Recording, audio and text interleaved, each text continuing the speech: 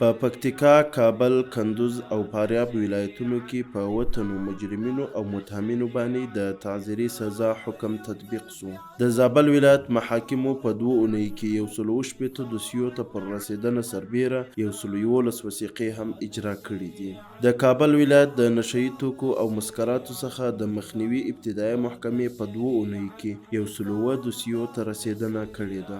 د کابل ښاري ابتدایي محکمې اړوند 4 ځایونو په 2 اونیو کې 140 دوسیو ته رسیدنه کړې ده. د فراه ولایت محاکمو په یوه میاشت کې 352 دوسیو ته پر رسیدنه سربیره 452 وثیقې هم اجرا کړي دي. د کابل ښار د سندونو او وثیقو د ثبت شپږو امریتونو په 2 اونیو کې 1818 بېلابېلې وثیقې اجرا کړي دي. د ننګرهار ولایت محاکمو په 2 اونیو کې 319 دوسیو ته پر رسیدنه سربیره 209 وثیقې هم اجرا کړي دي.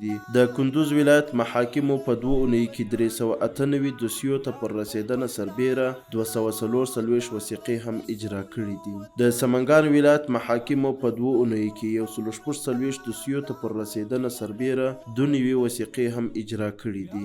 د پروان ولایت محاکمو په 2 اونیو کې 199 دوسیو ته پر رسیدنه سربیره 115 وثیقې هم اجرا کړي دي. د فاریاب ولایت محاکمو په 2 اونیو کې 314 دوسیو ته پر رسیدنه سربیره 314 وثیقې هم اجرا کړي دي. د بادغیس ولایت محاکمو په یوه میاشت کې 590 دوسیو ته پر رسیدنه سربیره 240 وثیقې هم اجرا کړي دي. د غزنی ولایت محاکمو په 2 اونیو کې 210 دوسیو ته پر رسیدنه سربیره 209 وثیقې هم اجرا کړي دي. د جوزجان ولایت محاکمو په 2 اونیو کې 204 دوسیو ته پر رسیدنه سربیره 155 وثیقې هم اجرا کړي دي. د لغمان ولایت محاکمو په 2 اونیو کې 112 دوسیو ته پر رسیدنه سربیره 93 وثیقې هم اجرا کړي دي.